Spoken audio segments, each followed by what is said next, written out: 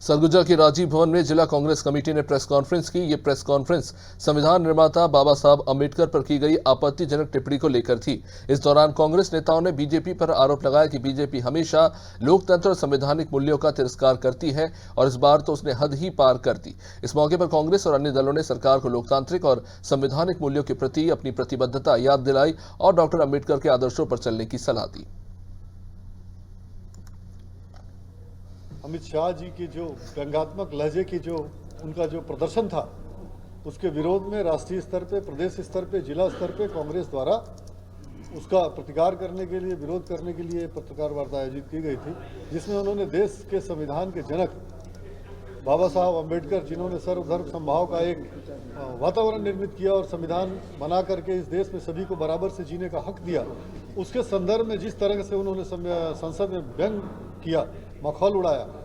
उसके विरोध में आज पत्रकार वार्ता थी। इसके साथ ही देश में लगातार एक ऐसी परिस्थिति बनती जा रही है जहां संसद में संभल के संदर्भ में, जहां संसद में मणिपुर के संदर्भ में, जहां संसद में अडानी के संदर्भ में चर्चा करने की मांग की जा रही है, उसकी मांग न मानते हुए संविधान के संदर्भ में बातें आ रही हैं और इस तरह से नलगर प्राप्त जो किया जा रहा है। भारतीय जनता पार्टी के गृह मंत्री अमित शाह जी के बयान की कठोर निंदा करती है और उनके इस्तीफे की मांग करती है।